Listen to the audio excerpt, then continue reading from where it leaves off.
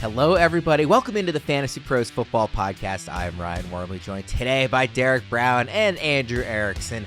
We are talking about some must-draft players. We are, not entirely out of rookie draft season. That's still going on a lot. Obviously, it's only, week 2 since the NFL draft. But this is really the time where you start to transition and really dive into 2024 fantasy football drafts. It's a really fun time of year, getting to spend the next few months really prepping for what you want your rankings to look like, what you want your team to look like, what you want your strategy to look like. So we are kind of starting off on that journey here today, in a sense, like I said, with some of our must-draft players. We're going to be talking about league winners, boring vets, sleepers, deep sleepers. Who are the guys that we are targeting in our 2024 fantasy drafts? Just to let everybody know, I've said it a couple times, all of our early 2024 consensus rankings and tiers can be found at fantasypros.com/rankings. Again, that's fantasypros.com/rankings. You can navigate from there to whatever type of league you play in various scoring formats. So be sure to check that out for your sort of early looks at our rankings.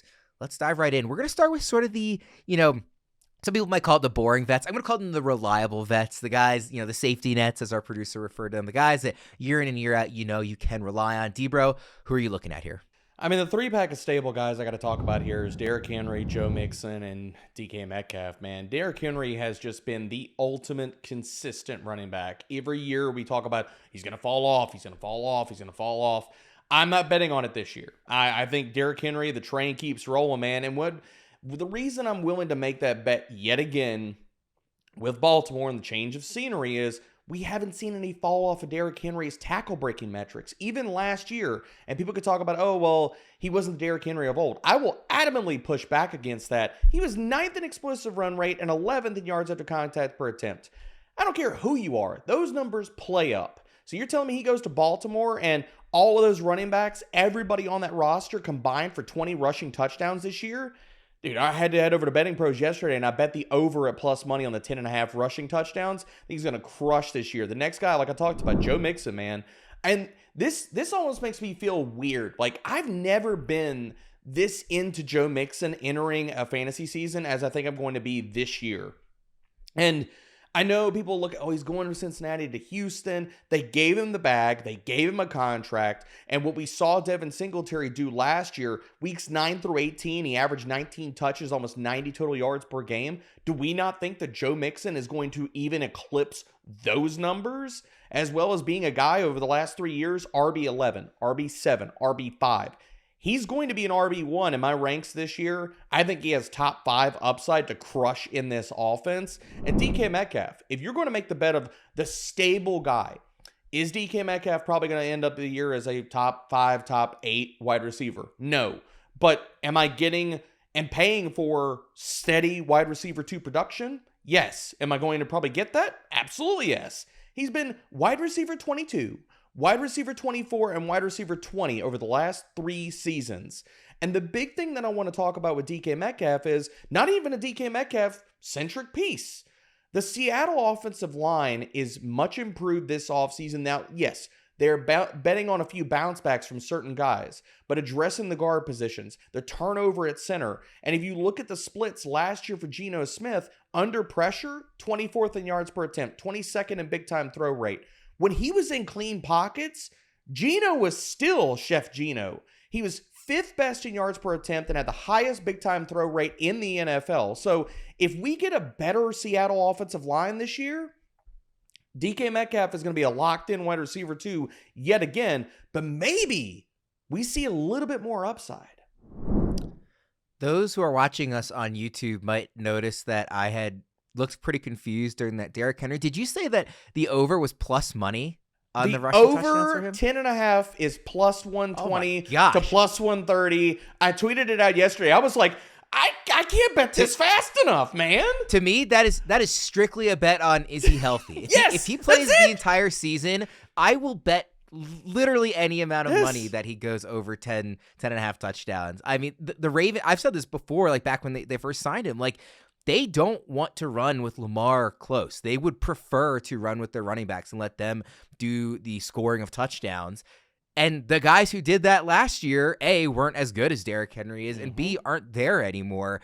And it's still like going to be a really, really good offense that's going to score a lot of touchdowns. I I'm really surprised that number is plus money. Like I said, Crazy. If you're telling me he plays the entire season, I would think he's much closer to 15 or more rushing touchdowns than 10. Like I'm I'm going to be having a lot of Derrick Henry on my rosters this year. I can guarantee it.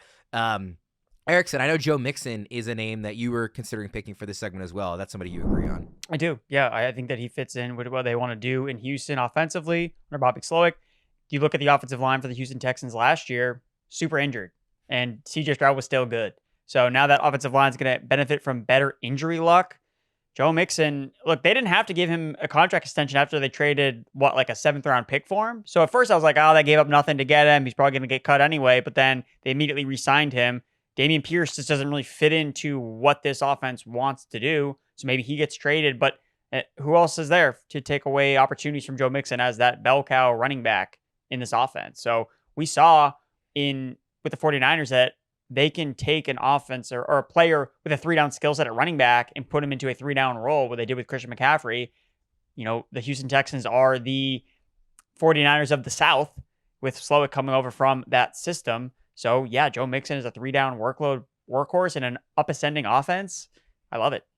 I love that you just brought up the offensive line, Erickson, because I failed to mention, man, like when Devin Singletary was the starter in this offense, we're talking about a Houston offensive line because that's also the upgrade here. Mixon's going to be running by an offensive line that after week 9 last year was 12th in adjusted yards before contact per attempt. So it's wheels up, baby. Where, for both these veteran running backs specifically, D-Bro, like what range are you going to have them ranked in, do you think? Are we talking like back-end RB2s in terms of where you draft them? A little higher, a little lower? Like what kind of range are you thinking? For Joe Mixon and Derrick Henry?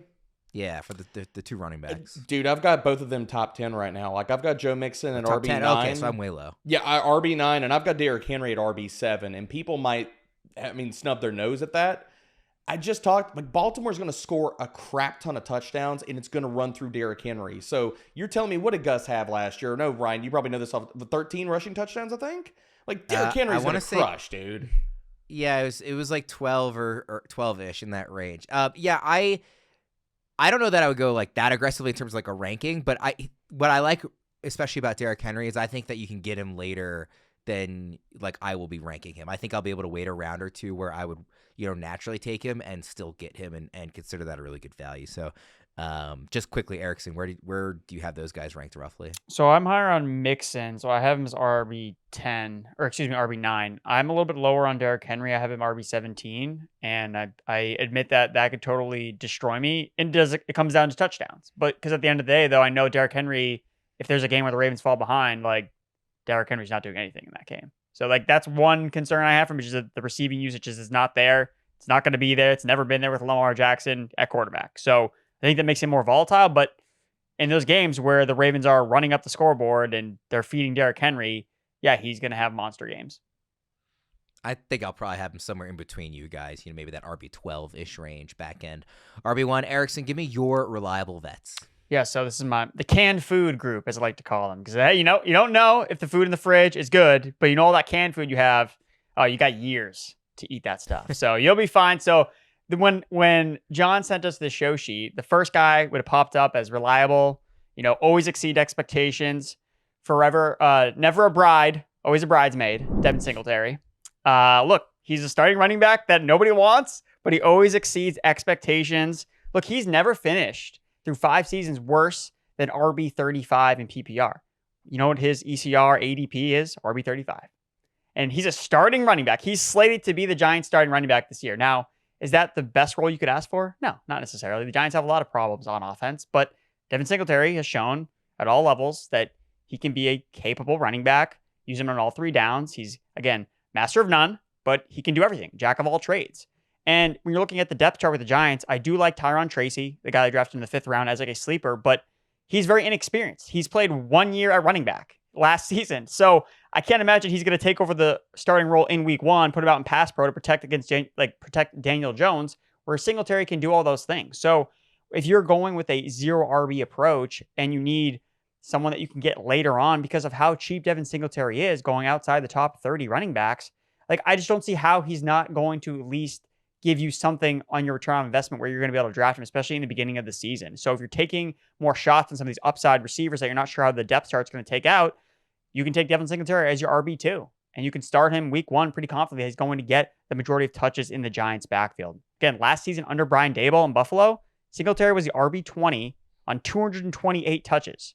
You can get over 200 touches for a running back going outside the top 30. So Devin Singletary, I think that he's a very reliable guy that you can draft very, very late. Michael Pittman Jr., I just think he's an alpha in the Colts offense. Anthony Richardson's coming back. And the thing with Michael Pittman last year, look, 30% target share. That was the 4th highest among all wide receivers. They added A.D. Mitchell, but A.D. Mitchell's not a targeter. He's a guy that's going to stretch the field and improve the overall offensive efficiency, not necessarily take away targets from Michael Pittman. So if anything, it's going to create more opportunities for scoring for this offense in general. And that's what held Michael Pittman Jr. back last season. Only had 4 touchdowns. So he needs better touchdown variance. So if that works in his favor, if Anthony Richardson does take a leap forward and really delivers as the QB5 potentially, like his ADP and ECR ranking is, I think Michael Pittman can kind of graduate, I guess, in kind of a similar way to DK Metcalf into that higher ceiling at wide receiver. But at worst, he's going to be in that wide receiver 2 range. And then last but not least, it's Amari Cooper, the guy that nobody seems to want to draft. And last time we saw him, he was like putting up 300 yards in the playoffs with Joe Flacco as his quarterback. Look, he played with 4 different quarterbacks last year and still finished 10th in receiving yards. He was 2nd in receptions of 20 yards or more behind only Tyreek Hill, 10th highest air yard share. Elijah Moore, Jerry Jeudy, David Njoku's a tight end. Like, are you afraid that these guys are really going to supplant Amari Cooper as the alpha in this offense? And what if we get Deshaun Watson, a better Deshaun Watson? Not necessarily even a Houston Texans Deshaun Watson, but a better version of Watson. Look, the 5 games that Watson played last year with with Amari Cooper, 23% target share, 42% air yard share. He's averaging just under 100 receiving yards per game, 15 fantasy points per game. That was 6th best at the position. So Amari Cooper, again, another guy that a lot of people I don't think really want to draft, but I'm like, I'll take Amari Cooper. Like, he's been really productive everywhere he's gone. So I like Amari Cooper a lot. Debra, I want to ask you about Cooper because you and Erickson are actually pretty close in your rankings on Michael Pittman, but Cooper is where you really differentiate. Erickson currently has him wide receiver 14, and you have him wide receiver 30. That's in half PPR on the site. So you're much lower on him, Debra. Yeah, I've just got him in a long tier. Like, after a wide receiver 17, I've got a long tier of guys that they could finish anywhere from a mid wide receiver 2 to a high end 3. And there's just other guys in that tier. Like, I'd rather make the bet on a few other wide receivers in certain offenses than Amari Cooper. And this is not, I won't disparage anything Erickson said about the volume expectations and stuff. This just kind of comes back to, and maybe a little bit of foreshadowing, Erickson's going to have to win me over with Deshaun Watson, because what we've seen out of Deshaun Watson outside of Houston has not been fantastic. Now, his standalone value could be a little bit better than I think maybe Cooper's, but Cooper last year, yes, the volume is going to be there. I just question, is the ceiling and stuff going to be there? And the other part of this is the step we saw David Njoku take over the back half of the season. I'll be very curious if he continues that into this year. And if he does, maybe he does eat into Cooper's production just a little bit, but that's not how I'm forecasting it just as of yet. We'll have a little more conversation on Deshaun Watson coming up in just a second. But first, the NFL draft is over and the teams are set. It's time to start looking ahead to the NFL season with DraftKings Sportsbook, an official sports betting partner of the NFL. Get a jump start on the season with futures bets on division winners, win totals, stat leaders, and so much more. Explore the latest odds on which rookies will have the most passing or receiving yards, or check out futures for your favorite teams and players on the DraftKings Sportsbook app. You know the first thing I'm looking at is my guy Lamar Jackson for MVP yet again. And actually, jokes about being a Ravens homer aside, I do find myself kind of confused why he only has the 5th best odds to win MVP, coming off of his 2nd time winning that award the season he just had. Almost a unanimous winner last year, just 1 vote keeping him from doing so. He's behind Mahomes at plus 600, which makes sense. Then it's Josh Allen plus 800, Burrow plus 900, Stroud plus 900, then finally Lamar at plus 1,000. Considering Lamar has 2 MVPs already, those other 3 ahead of him have combined for 0. You know which way I'm going on that one. However you plan to bet your NFL futures, download the DraftKings Sportsbook app and use code FantasyPros. New customers bet $5 and get $200 in bonus bets instantly. That's code FantasyPros only on DraftKings. The crown is yours. My Lamar Jackson MVP ticket from last year paid for my wedding suit. So shout out to Lamar. You'll love to see it. You'll love to see it. The second he resigned, signed the extension in Baltimore, I went and bet all of his stuff, and that paid off well. Again, I mean, like D-Bro, we don't need to belabor the point, but am I crazy for thinking it's weird that he's the 5th best odds, given that he's won the award twice? It is kind of crazy. He should be top 3 at worst. You want to put Mahomes and Allen up there, that's fine, but Lamar should be the 3rd guy on the board. Mahomes fine. I will never argue, against him having the best odds. But even Allen, Allen's never won the award. No, I don't disagree at all. I don't disagree. And Lamar might have better weapons this year. So, anyways, I just found that really surprising. Erickson, give me your league winners. Yeah, I'm gonna have 2 quarterbacks and 1 running back on my league winners list. So I'm gonna start with Caleb Williams, rookie quarterback for the Chicago Bears, because for me, he checks off all the boxes I'm looking for in a late round quarterback, even though he just happens to be a rookie. So it's not really, it's his first year. I think Caleb Williams can do a lot of not necessarily what we've seen from a lot of first overall picks, because first overall picks usually go to bad teams that are horrible and the situation's horrible. Caleb Williams is in one of the best positions for any quarterback, let alone a rookie quarterback. So I think with Jayden Daniels, obviously these guys are going to be compared a lot going 1-2 in the NFL draft. Caleb Williams is a pretty good rusher as well. 44 rushing yards per game. He's a dual threat. And I think specific with Caleb Williams, where he can potentially get the most about a fantasy production is near the goal line. 27 rushing touchdowns in 2.5 seasons as a starter at the college level at 2 different schools. And I brought this up on a couple different podcasts, but DeAndre Swift is a running back that teams don't like to give the ball to at the goal line. Look at the last 2 years. Jalen Hurts, Jamal Williams. 16 plus rushing touchdowns between the 2 guys. Who is their teammates? DeAndre Swift. Both times. So if this team is going to use, I don't anticipate the Bears using DeAndre Swift at the goal line. If anything, I could see it being a Roschon Johnson, or it could just be Caleb Williams calling his number like he did at the college level. So I really like Caleb Williams a lot for those reasons, and obviously layering in all the great weapons he already has, familiarity with Shane Waldron in that offensive system.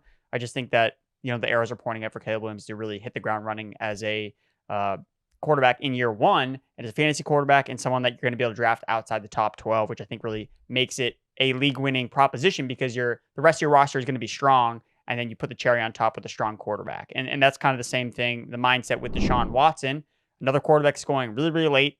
He's outside the top 20 in ECR and ADP. And for me, it just comes back to looking at the numbers from last year, because obviously the film, when you're watching him play, he still doesn't look like he's back, but he was also dealing with a shoulder injury. Expectations are that his shoulder should be fully rehabbed from last year. Andrew Berry came out and said that they have high expectations for Watson. They have Kenton Dorsey coming in from Buffalo, who, use Josh Allen a lot at the goal line, use his legs. So I think Deshaun Watson's in a point in his career where if he plays bad again, he's not going to be their quarterback anymore. They have Jameis Winston, they have Tyler Huntley, so he has to perform at least average. And I think that means he's going to use his legs, because he did that last year. 28.5 rushing yards per game last year. Look, they went 5-1 when he was the starting quarterback, and in his 5 full starts, he was averaging 18 fantasy points per game, and he was a top 12 quarterback in 3 of his 6 games played. So I get that Watson has had a lot of issues, but again, he's another year removed from missing so much time, removing from the shoulder injury. So I think with the rushing upside and an offense that we saw Joe Flacco average 22 fantasy points per game in, he's got weapons, he can run. So that's my selling pitch on Deshaun Watson. And then last but not least, Zamir White. White's in the driver's seat to be the Raiders' bell cow running back. Averaged 14.1 fantasy points per game, basically right outside the top 12 during his last 4 starts.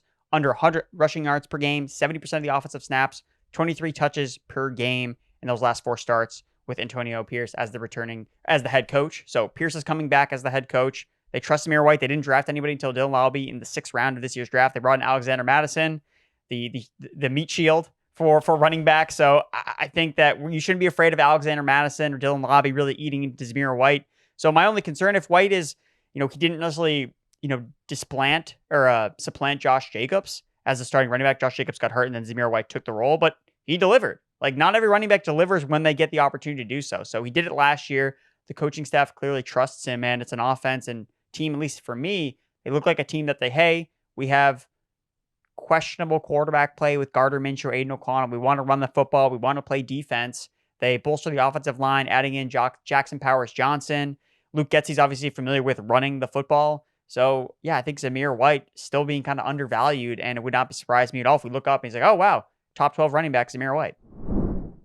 D-Bro, I want to ask you about a couple of these guys. I want to start with Caleb because you were, I'm not going to say you were down on him because I know you kind of pushed back against that narrative. You did rank him lower sort of amongst the rookie quarterbacks and in rookie drafts than consensus had him as kind of like clear 101 in Superflex drafts. You didn't have him there. As far as this year, not even just looking at Dynasty, is he close to a QB1 for you in terms of how you rank him? Because to Erickson's point, you will never find a better situation for a quarterback this talented to be stepping into right away. I mean, it just doesn't happen with the number one overall pick that you get to throw to DJ Moore, Keenan Allen, and Rome Odunze, let alone, the pieces on the offensive line and the running game, all that stuff. So I think there's a really strong case to be made. I think position is really strong. So there's a lot of options kind of in that back end of QB1, high end QB2 territory. But is he making a case for that for you? Oh, he absolutely is. I mean, he's my QB 13 right now, but I think the conversation for him starts at QB 11, QB 10 range. And yes, everybody talked about it like I was such a Caleb Williams hater, and I'm just acknowledging the range of outcomes for his career and his projection to the NFL. If he hits the ceiling, he can absolutely be a QB1.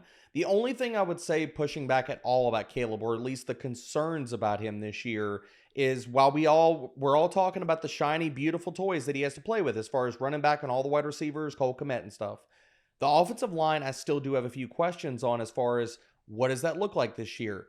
Do they get better play at center? Does Nate Davis not look like one of the worst guards in the NFL this season? So interior pressure could be a thing. The offensive line, for all the great upgrades that Chicago has made in the offseason, the offensive line is kind of still lock set, and it's just they're carrying it over to next year and just hoping for better play, or that Caleb can make better out of that considering his ability with his legs. So the upside is there. I'm just going to sit here and also preach a little bit of caution, although I do have him ranked as my QB 13. Erickson, in looking at both these quarterbacks, like Deshaun is obviously somebody that you can get late. Like he will be your QB2 on your roster in all likelihood because of where he's going. Would you be comfortable if Caleb is your QB1?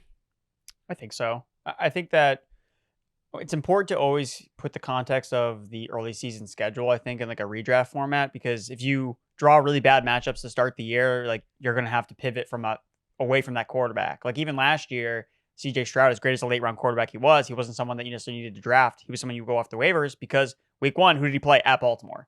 And he did not put up fantasy numbers in that game. So it's just kind of something to keep in mind. What does the opening schedule look like? But I would feel comfortable with Caleb Williams being my QB1, especially if I go late round. I think that I think you can go. There are so many other players I want to draft that I can get a running back, a receiver, even tight end earlier that I want to push off quarterback. And the fact that I can get a Caleb Williams late, I can get a Jayden Daniels late, and even Deshaun Watson. Again, I don't feel comfortable with him as my QB1, but look, if he's putting up rushing production, like he can help you out in a pinch if you need it. So yeah, I think that I'm definitely trying to embrace this late round quarterback strategy. And I think that helps find league winners that easier because your roster is going to be that much stronger and you layer on that quarterback as the final piece. D-Bro, I know you want the opportunity to gush a little bit about Zamir White. I mean, he's going to eat this year, guys. Like, I've talked about Zamir White the entire offseason, and I don't really understand why we're so slow, or at least feels like consensus is slow to kind of catch up to all of this. Zamir White's one of the biggest winners from the NFL draft. Erickson framed this perfectly. He's going to get a crap ton of volume, man. Like, how does this not happen? Like, outside of Zamir White not being able to stay healthy, how does this fail? Like, tell me, guys. Like, well, are we that worried about Amir Abdullah taking past game snaps? Worried about Dylan Lobby, who wasn't drafted until the 5th, 6th round? I mean, Zamir White played in 3 of his 4 starts. He played at least 70% of the snaps. Amir Abdullah was there last year. Do we think Lobby hops Amir Abdullah? Because again, talking about Pierce, if he's going to go with veteran running backs, does he automatically even get on the field? Like, does he even hop Amir Abdullah on the depth chart? And if he doesn't, Zamir White's not coming off the field. So I just see a clear path to a ton of volume. And I don't like to do this kind of stuff because I understand it's only a 4-game sample. But for people to wrap their heads around the volume that Zamir was seeing, if we project this over the entire season, which we know Antonio Pierce wants to run the dang ball. I'm not saying that Luke Getsy is not also going to run the ball with this offense and the quarterbacks that they have. Zamir White, full season pace, was on pace. And I get it, it's only 4 starts. He was on pace for 357 freaking carries over a season. Even shade that down. I'd say he's a lock for 300 plus touches at the bare minimum. I mean, am I wrong with that, Erickson? Like, do you see him getting less than that in this offense? No, not if he stays healthy. I mean, again, the 4-game samples that we had, he was over 23 touches per game, and he was playing 70% of the snaps. And I just want to really hit home that, he was someone that delivered with his opportunity last year. There are plenty of running backs that get chances and then they get volume and then they still suck. And they just don't get it done. Like Zamir White actually played well and gave the team the confidence under a new GM. And I think it's even more telling, like Tom Telesco, he loves to draft running backs. Like looking at him historically, all the running backs he drafted with the Los Angeles Chargers. What Zamir White put on film for a different GM convinced him, hey, we don't need to invest at running back until they were the last team to draft a running back. Dylan Lobby was the last running back drafted. So it's one of these weird things, or at least in the 6th round. So it's just, I think you're right. We're just being delayed. The market's delayed with Zamir White. Now, I do think that there is a price where I could be priced out as Zamir White, because then the answer is in the, okay, it's just projected volume and now I'm drafting Zamir White in the 2nd round. Like, no thanks. But where he's going now, outside the top 20 running backs, like, yeah, like I want to want as much Zamir White as possible. And just to also add on top of this, because we are talking about, he is framed as a league winner, and people could push back and say, is it really that? When he was the starter last year, RB12 in fantasy points per game. Ceiling's there. And that's where you have him ranked right now, RB12 in the rankings on the site. Again, it's early May, so that's... I think you're looking at standard, because I've got him at half PPR. I've got him at RB15. I was looking at standard, but that's the default that pops up, so gotcha. That's what I was looking at. All right, let's go to D-Bros league winners. Yeah, we've talked about rushing quarterbacks and these rookie guys. I do not understand Jayden Daniels' ADP. He's an absolute league winner. We talk about what do you want to garner out of league-winning quarterbacks, and the first thing we talk about in a lot of instances is not only the passing touchdowns and the passing volume, it's freaking rushing, baby. Like, people last year, we did all this crap with Anthony Richardson, and yes, okay, he got hurt. When he played last year, he was on his way to a top 8, top 10 season. Jayden Daniels is going to do the same freaking thing this year.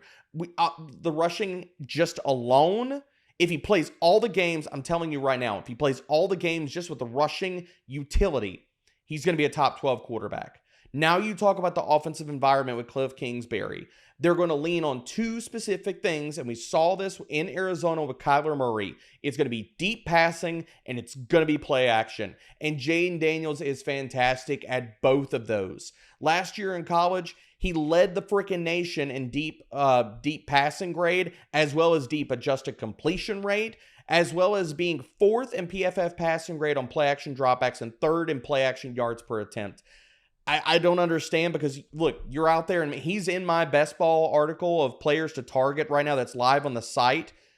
He is currently ranked outside the top 12 quarterbacks. I don't understand it. I expect that to eventually correct, but I still think that people are not going to be high enough on his upside this season. 2 guys I got to mention here. I mean, look, Zay Flowers. We make this bet year after year after year, and it is a strong freaking bet to make. You bet on 2nd-year wide receivers. You bet on 3rd-year wide receivers. These guys will continue to add parts or pieces to their games. And what we saw out of Zay Flowers last year is the ability to gobble up freaking targets. With Mark Andrews on the field last year, Zay Flowers saw a 23.6% target share, which was 18th best amongst wide receivers. He saw a 26.2% first read share. And yes, okay, he was 40th amongst that span with Mark Andrews playing. In fantasy points per route run, he got 1 end zone target in those 10 games. 1 end zone target. But when Mark Andrews was out last year, we saw Zay Flowers, so week 11 through the rest of the season, including the playoffs, 6 end zone targets. They're going to use him more near the goal line. He's going to get a crap ton of volume also because Odell Beckham is gone. So we're going to see that volume's got to go somewhere. Do we really think that Bateman's going to do it at this point in his career? We're really going to put that on Nelson Aguilar? Okay, Isaiah Likely. We're going to see enough 12 personnel for that? Talked about they're not checking it down to the running backs.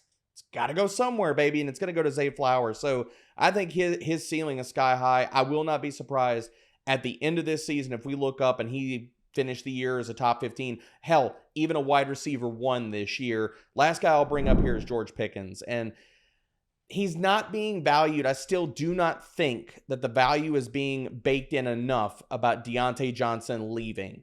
Who is going to command targets in this Steelers passing attack? And you can talk about, okay, well, you're worried about Justin Fields and you're worried about Russell Wilson. We've seen wide receivers still produce with both of those quarterbacks last season. DJ Moore had no issues producing last year. Cortland Sutton had no problems spiking freaking touchdowns. So I don't care who their quarterback is this year. George Pickens, we've already seen how this should go without Deontay Johnson. Last year, without Deontay, so weeks 2 through 5, 10th in target share, 1st in air yard share, 8th in yards per route run. He was producing as the wide receiver 16 in fantasy points per game, and that was with worse quarterback play than we will see this year, because I'm sorry, Mitch Trubisky was never it. Kenny Pickett, I'm sorry, Steelers fans, but you found out the hard way, he was never it either. So I don't care who's under center. George Pickens is a smash pick this year, and he has a ton of upside that's not being baked into his current rankings or ADP. I am with you on Jayden Daniels for this year. I've been a little hesitant to be aggressive about adding him in my rookie drafts because maybe I'm just playing scared, but I'm so nervous about the frame and his reckless running style and just the longevity and how he will hold up. But in a 1-year sample, like, anybody can get hurt, so I'm not really that worried about it just, going into this first season. And you're right. I mean, it's a cheat code. We don't need to, rehash that. Everybody knows how valuable running is for quarterbacks, and he's so good at it, and he's going to do it. And he also does have weapons in that offense, so it's not like he can only run. He's going to be able to throw, up the deep ball to Terry McLaurin. So I'm with you on Daniels. Erickson, I know you agree with him too. You guys both have him as QB1s right now, correct? Yeah, I mean, I would have put Daniels on my list if D-Bro hadn't beat me to the show sheet. So, well, you I have partying this weekend, okay? Don't blame that on me. I have Daniels ranked ahead of Caleb Williams. So, that's where if I had to pick one for fantasy, I'm still picking Jayden Daniels from a redraft perspective. Where do you have him ranked at right now, Erickson? I have Daniels QB 11. Oh, nice. I have QB 10. Yeah. We're handling But the thing is, too, I don't think his ADP is ever going to be there. I think it's just going to be a late round quarterback that I agree. It's weird because I think the fact that he went behind Caleb Williams, it kind of dims his shine a little bit. It's he wasn't the first overall pick, but I mean, in any different year, if Caleb Williams was not in this class, Jayden Daniels would have been the 101. He probably would have been the first overall pick, and then he would just be viewed in a different light. He would be viewed as this can't miss prospect, etc. So I think Jayden Daniels is going to be a value all fantasy season. Erickson, I want to get your quick opinion on Zay Flowers because I feel like even throughout this offseason, he's just not a name that I don't think has gotten discussed, at least on the episodes I've been hosting a lot on this show. I mean, it's the Ravens, to Debro's point, they didn't go out and add a big receiver. They didn't draft one early. They took Tez Walker, but that was the 4th round. They extended Rashad Bateman. It wasn't a crazy deal, and they lost Odell. So the opportunity's there. It's hard for me to sort of reconcile saying that I think Derrick Henry is going to have 18 rushing touchdowns and that also Flowers is going to score enough touchdowns to be a league winner. I think the catches and the yardage will be there, but there are mouths to feed in that offense in the passing game, let alone how much they run the ball when they're up close. So I want to hear your opinion because I sort of see the case for and against Flowers as a true league winner. Well, I think that part of it does to do with his price tag. I'm looking on Underdog, for example, the best ball, wide receiver 25. That seems very, very low for a receiver that essentially broke out as a rookie, as a 1st round pick, and projects to, if not be the number 1 receiver on his team, but very, very close, like him and Mark Andrews. I think that if you run projections, I think it'd probably be pretty close between the two, given that Zay Flowers was seeing a 24% target share last year. A lot of his touches, and correct me if I'm wrong, Warren, but a lot of it was schemed up for him, getting him short passes. I think that opening things up downfield for him would just kind of unlock his next game. And when he came out last year, he reminded me a lot of Antonio Brown. like just a shifty receiver that can kind of do it all, win at all 3 levels of the field. And yes, like the touchdown thing, right? Back 2 years ago, Cortland Sutton was my guy. He's going to catch all these touchdowns. He doesn't do anything. The next year, what does he do? All he does is catch touchdowns. Like touchdowns are volatile. So you want to buy the dip on guys that put up every single stat you like that just didn't score touchdowns. And when Lamar's your quarterback, you feel good about it. So it's very weird that you can draft a receiver that was good as a rookie, as a first-round pick, that has a good quarterback outside the top 24. Like, I think you just got to take a step back and be like, I know Mark Andrews is there, so maybe he's not the clear-cut number one, but if he's going to be scoring touchdowns, then that's not going to matter. It's going to make up the difference in an offense that we could see very concentrated between Mark Andrews, Zay Flowers, and Derrick Henry. I didn't realize his ADP was wide receiver 30. I guess the only other thing, too, is he was being investigated for a domestic assault. So at least the last time I checked, there wasn't any. Cleared, but... Yeah, so he wasn't charged with anything. So I believe the investigation has kind of been dropped or moved on from him. Yeah, okay. I don't know the exact way to phrase it, but I think he's in the clear as far as the last that I saw, too. So yeah. That's not really a concern anymore. Do you just want to make a quick note? If you've got any dynasty or best ball drafts on the horizon, or just want to see how the NFL draft has affected fantasy football values across the league, use our mock draft simulator tool at fantasypros.com/simulator. It's a fast and free way to practice for any kind of draft, including dynasty startup drafts and rookie drafts. Again, that's at fantasypros.com/simulator. Guys, let's move to our sleepers. Debro, who you got? Well, I'm going to lead this off with the guy that I've talked about since early in the offseason, and nothing's changed to push me off him. That's Jaleel McLaughlin. And I put this out after the drafting of Bo Nix. He's going to get 120 screen targets. I don't think that he gets that, but he might not be far off, people. You look at Jaleel McLaughlin, nothing's changed in this backfield. Yes, they drafted Audric Estime in the 5th round. I don't care because he's not going to play passing downs. Yes, Javonte Williams is still there. Again, I'm not worried about that. He's not going to play most of the passing downs. What I care about McLaughlin is, one, the targets, and as well as the efficiency. We've seen this iteration, or at least previous iterations of a Sean Payton offense. They use running backs in the passing game a ton. That's going to happen again this year. And Jaleel McLaughlin has been uber efficient. What do we see last year, boys? 14th in explosive run rate amongst 68 qualifying running backs. 5th in missed tackles forced per attempt.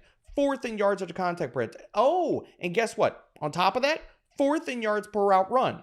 So all he needs is more opportunity. And if he eats into the red zone role in this offense with a quarterback that we're not projecting, nobody's out there projecting that Bo Nix is going to be stretching the field and going deep a ton.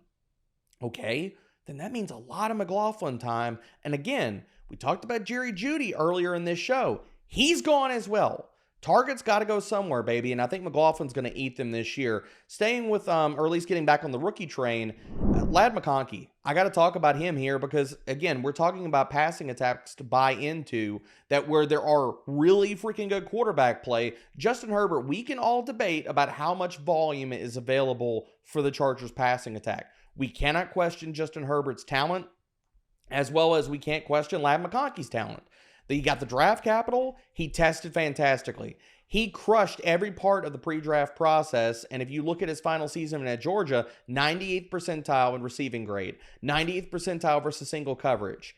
I'm not telling you that he's going to go out and he's going to get 140, 150 targets. But can he get 110? Can he get 120? Can he outpace where people are talking about him in the wide receiver 4 to 5 realm? I absolutely believe that. The touchdowns and the volume surprise in an offense he's competing with targets against who? Josh Palmer, Quentin Johnston, who couldn't earn volume or do anything with it last year, Will Dissly, Hayden Hurst, DJ Chark. Yeah. You didn't mention Alex Erickson? No, my long-lost brother? I figured you were going to, my mention cousin? the family member. I mean, exactly. You got to bring up the cousin. I'm just going to leave that for you to do, Erickson, because I'm actually kind of surprised you're not wearing your bolster as the only show today. But, Erickson's notwithstanding, the last guy I will mention here, another rookie, is Jonathon Brooks. RB40 in ECR? Come on, man. Give me a break. Chuba Hubbard, this coaching staff has no ties to Chuba Hubbard or Miles Sanders. The guy that even gave Miles Sanders his contract, yes, I know Dave Tepper shelled out the quiche, but outside of that, Dan Morgan, he didn't give that contract to Miles Sanders last year. This coaching staff has talked about they want to run the ball. I'm not telling you that Jonathon Brooks starts off the season getting bell cow usage and 20 to 25 touches a game. I don't think that. But can he be a guy that, considering this type of price point, you draft him as an RB3, hell, an RB4 in some drafts, and he's carrying you down the back half of the season coming off the ACL, I think that absolutely can happen. The coaching staff has already talked about they want to use him creatively. They've already talked about they believe in the run game. They're going to try to make things easier for Bryce Young. If the offensive line plays a lot better, we've already seen in iterations of Dave Canellis's imprint on an offense. Last year, Rachaad White, 7th in opportunity share. Canellis the year before that as the QB coach standing on the sidelines in Seattle, watching Kenneth Walker rank 13th in opportunity share. Jonathon Brooks, if he takes over this backfield in short order or earlier than even what I'm projecting, he's going to crush his ADP. I think with the Brooks one, makes sense why he's going lower. I think the injury, folks are assuming he's not going to be at full strength to start the year. And so you're drafting a guy who's unproven to what was, one of the worst offenses in the league a year ago, and you don't expect to get much production early on in the season. Just, with rookies, it sometimes sets them back if they are, kind of injured early in camp and stuff like that. So the case for him, you're listing him as a sleeper, right? You're not saying he's a guy that you have to go out and draft as an RB1. Agreed. So the upside is there. So I think that's fair, but I do understand the early ADP at least, and I kind of expect that to go up. They did also sign, or reports that they're going to sign, Rashad Penny came out earlier today. So another guy that can't stay healthy and was buried on the Eagles' it's another depth back chart. in that backfield, not scared off from. I'm so worried about Penny. I do think it's interesting that right after they drafted him, they signed another running back. I know he has a connection with Canales, but it's just a matter of that could be more damning for Chuba Hubbard and Miles Sanders if we're keeping 100 here. It's just the question mark is just what is the timeline actually going to be? Is it week 1? Is he actually ready? And what does ready mean? Is it he's out there but he doesn't look effective? Because ideally for me as a fantasy manager, it'd be I want him to be kind of in more of a committee to start the year, make his price suppressed, but then when he actually takes on the bell cow role, he's actually returning from his ACL. He feels like he's effective, because the last thing you want is for him to get bell cow usage, but then he's not efficient because he's not fully back. And this offense is kind of still finding its footing. So I think the Brooks timeline, kind of trying to read what the team is doing, will be a really interesting, debate and dichotomy during this draft season. Well, a different injury, but think about Tony Pollard, right? He said that he wasn't healthy until week 11. And so he hurt a lot of fantasy teams in the first part of the season when he wasn't fully healthy, but he was healthy enough to be on the field. He just wasn't healthy enough to be himself. So just something to keep in mind with Brooks. I do want to ask you, Erickson, on Ladd, as somebody who watched a lot of Greg Roman offenses in Baltimore, I figured they do still throw. I'm more worried about what Roman does for Herbert's fantasy value, but for Herbert's top target, they're going to throw enough that if he's the clear number one guy, and again, to Debro's point, who's fighting him for that number one spot, and you're getting those passes, even if they're fewer, you're getting them from a guy like Justin Herbert, and you're as talented as we all think Ladd McConkey is. That's just really exciting to me. So I really like that as a sleeper, even as a rookie. What do you think about that, Erickson? If anyone's going to break Puka Nakua's week 1 target record, it would be Ladd McConkey. For a rookie, I'm just it probably will because the offense stops it. The counting stats in the offense are going to stop Ladd McConkey. But from a market share perspective, we're going to look up every single week, 35% target share, 40% target share. Because whenever Justin Herbert drop backs the throw, it's going to be to McConkey, every other time. So if the passing attempts, the total counting stat, that's the one thing that McConkey might not get from a ceiling perspective. It's just the total counting stats aren't there because the offense just doesn't throw the ball enough. But from an efficiency standpoint, from a touchdown perspective, he's going to check off every single box. So I love the McConkey pick. I think you could see a very eerily similar stat line between two guys that I've talked about on this show. Ladd McConkey, I won't be shocked, and this guy finished as wide receiver 31 last year. I won't be shocked if he ends up with a very Zay Flowers-esque stat line to end his rookie season. Which here, if he ends up as wide receiver 31, he's still going to be a really, really good value because he's being drafted in a lot of spots and ranked as a low-end wide receiver 4, high-end 5. I think that's a good comp in terms of what the stat line might look like, going about it a different way, but kind of getting to that same endpoint by the end of the season. Erickson, give me your sleepers. Yeah, so we got 3 sleeper running backs. I'm going to start with Roschon Johnson for the Chicago Bears. Again, bringing back to the fact that a lot of teams have not used DeAndre Swift as a goal line running back. So I mentioned that could be Caleb Williams that really calls his own name near the goal line, or it could be Roschon, 219 pounds. He could have been the goal line back last year. He had 6 carries inside the 5-yard line. The only other running back that had more was Deontay Foreman, who's now in the Cleveland Browns. Khalil Herbert is in a contract year. He was not drafted by the current head coach, by the current regime, by the current anything. Like, he's just on the roster. So even though I think Khalil Herbert is still a really good running back, the Bears would not stop talking about how much they love Roschon last year. And that reminds me of how much Sean McVay loved Kyren Williams. But what happened? He got hurt. Last year, Roschon Johnson got a concussion that he had to miss several weeks. It wasn't one of these, oh, you missed the first week, you're clear protocol, you're good to go. He had to miss a lot of time. And I think that set him back when the Bears really wanted to unleash him as their 3-down running back. So, yes, they obviously brought DeAndre Swift in, but I don't know.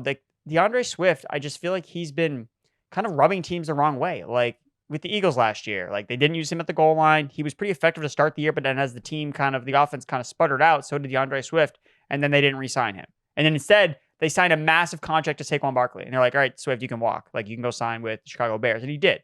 So I think that obviously Swift being there keeps Roschon Johnson's ADP low, but Swift also stayed healthy for the first time in his career last season. So I'm very skeptical that he can do that again, especially if he's seeing a lot of early down touches. So I like Roschon Johnson as a potential sleeper, especially if he carves out that goal line role in a Bears offense that I'm at least excited about. Next guy here is Chase Brown for the Cincinnati Bengals. The Bengals were the other team that we were kind of waiting for the pin to drop. Okay, they draft this running back here with Zach Moss, but they actually didn't really add anything else to that backfield. So it's really the Chase Brown versus Zach Moss show, which I'm enjoying. I'm thinking about all the debates going into the year when they ultimately just end up signing some other running back off the street to be the RB1. But until now, I think it is the Chase Brown versus Zach Moss debate. And I'm very much on the Chase Brown side of things. Look, last year, in a parallel universe where Jonathan Taylor doesn't get injured or doesn't hold out, Zach Moss never even sniffs the field. Like, he's a total afterthought. And before he was traded to the Colts, Zach Moss was nothing. Like, he had no dynasty value. He had no value whatsoever. Nobody was talking about Zach Moss. Like, we were hyping up other Colts running backs when it looked like Zach Moss maybe had a potential to be the running back after the JT news came out that he was going to hold out and miss time. But ultimately, it worked in his favor, and he did deliver with a couple big games. But after that, he really sputtered out when he got other opportunities down the stretch. And I think it's actually interesting to bring this up here. So in his last start, it actually came against the Cincinnati Bengals. He played 84% of the snaps. He had 13 carries for 28 yards, for 2.2 yards per carry. I just think that this is the classic, like, plotter who is Zach Moss versus, like, the super explosive running back named Chase Brown, who posted one of Next Gen Stats' fastest ball carrier metrics last year on touchdown reception. So I think if the Bengals are really looking for more juice at the running back position, I think it's Chase Brown, who he carried the workload in college. Like, it's not like this guy, we can only give him 10 touches a week. Like, no, like, he can take on a bigger workload. So I think that Chase Brown offers a lot of upside, especially if he ends up being the RB1 for the Cincinnati Bengals, an offense that overall I'm just super excited about with Joe Burrow back under center and healthy. And then last but not least, is Blake Corum, rookie running back. Look, he's the ultimate handcuff to Kyren Williams. It's just a bet on, I don't think Kyren Williams can stay healthy all year long. You know, seeing a very high snap share, 80% snap share, one of the highest snap shares, only behind, I think, Christian McCaffrey last season. And they talked about Blake Corum basically when they drafted him. He's the carbon copy of Kyren Williams. They're like, we love Kyren Williams so much, we're going to draft his clone in Blake Corum. So if anything were to happen to Kyren, I think we would be like the next week in the weekly rankings. Week 10's coming along. Blake Corum's going to start. He's a top 12 running back, just like that. So I just think that type of upside, especially with Corum, who just is a running back for me, that he can do it all. Like, he's solid. I wouldn't say that he's elite at anything, but he's got really good vision, decent size, and I just think that he would absolutely go nuclear if there was an injury to to Kyren Williams ahead of him on the depth chart. So for that, I think that he has enough upside for me to be a sleeper that I really want to target. D-Bro, who's your favorite of these three that Erickson just laid out? Roschon Johnson, Chase Brown, Blake Corum. I think right now, considering the constitution of things, it's probably Chase Brown, just because I think that he can have the most standalone value just inherently, because again, I'm not a Zach Moss truther. I never have been. I don't plan on being one for 2024. I thought they were going to draft. I was with Erickson. I thought Cincinnati was going to take a shot on one of these running backs on day 3 even. And they didn't do that. Now, who knows if, the guy they wanted didn't fall to them and stuff. The Zach Moss signing just in general felt like one of those. And we see those every single year right before the NFL draft. It's like, let's sign somebody in case it's the break glass in case of emergency. Well, the emergency happened, and apparently Cincinnati's going to have to break the glass. But maybe it's Chase Brown stepping forward and not Zach Moss. And, oh, dear Lord, just because I said that, I'm never going to hear the end from Mike Mayer about Chase Brown. Let's wrap up with our deep sleepers. We'll just do one each here. Erickson, who is your deep sleeper? It's the Green Bay Packers tight end 1, and his name is not Luke Musgrave. It's Tucker Kraft for me. Yes! Last time we saw these guys play, the snap share was 85% for Tucker Kraft, and Musgrave was at 28%. And every other ranking ADP I've seen is Luke Musgrave clearly ahead of Tucker Kraft. Luke Musgrave was drafted ahead of Tucker Kraft, but Tucker Kraft, when he got the opportunity last year to be the starter, he was better. He was better than Luke Musgrave. I thought he was better than Luke Musgrave before the draft happened last year. And I get draft capital dictates early season opportunity, and that's what the Packers did. Luke Musgrave opened up as the starter, but I think Kraft was better. I still think Kraft is better. So Kraft singles, baby. 2024, let's go. I'm fully with you. I love Kraft, and I know that Debro talked about that a lot last year as well. So we're definitely, I think, in lockstep on that one. Debro, who's your deep sleeper? I love the Kraft call here, especially. Yeah, I mean, I said it as soon as he was drafted. I was like, this is what's going to happen. It's the same thing as the Ravens situation before. I said, look, your Hayden Hurst is Luke Musgrave. Your real guy, the Mark Andrews here is Tucker Kraft. So I'm all on board with Kraft that. singles, baby. Love it. I love it. For all those lactose intolerant or not, you better take your pills because Kraft is coming, baby. But getting back on the rookie train here, my deep sleeper, and again, if we're not buying into the rushing attack for Cincinnati, let's go with the aerial attack, baby. It's Jermaine Burton. Talked about him all rookie and dynasty season. I'm drafting him everywhere right now, and I'm going to keep drafting him in redraft season. Jermaine Burton's got the talent, and I'm not going to discuss anything off field and stuff like that. You can argue with a wall or your cat or whoever you want to go talk to about that. But the talent is real for Jermaine Burton. The Cincinnati Bengals put third-round capital behind his name and said, we are totally fine with that. T. Higgins, I still don't think is a lock to sit here and make or be with this team in week 1. And even if he is, Jermaine Burton starting in 3 wide receiver sets. Cincinnati uses 11 personnel at a top 5 clip. They do that every single year. That's not changing this year. Jermaine Burton is a stud. I mean, literally, you just go down his ledger as far as statistics go. He was 77th in separation percentage last year, 90th percentile in receiving grade against single coverage.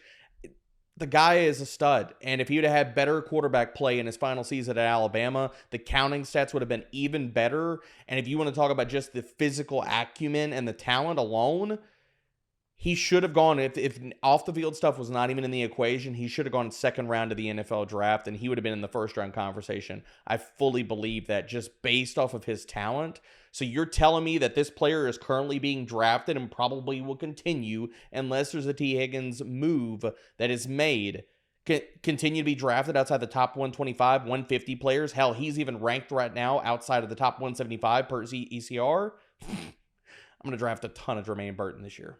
I think too, something I was looking at when it came to Burton was, so he had been training with TJ Houshmandzadeh, someone that the Bengals organization trusts. And I think that he probably had some influence on, hey, like, you can trust in going after Jermaine Burton. I know that he's had some off the field concerns, but there was a trust component to this that the Bengals still felt like, hey, maybe we can risk that he falls into day 3, given that his draft stock had kind of fallen, they could maybe take a risk with it. Like, no, we got to take him in round 3. Like, we can't risk losing out on the talent, even amid some of these off the field concerns. So again, this guy could have gone even earlier if there weren't these concerns.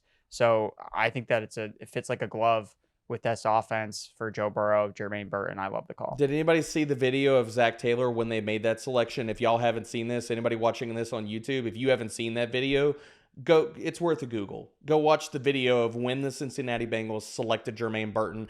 Zach Taylor is pulling his best, like Brad Holmes, like smashing the desk, like freaking out, man. All right, we'll wrap up on that. Thank you, everybody, for tuning in this week. Those were our must-draft players as we sit here in early May. For Debro and Erickson, I am Ryan Wormeli. Thank you again for tuning in, and we'll see you again next time.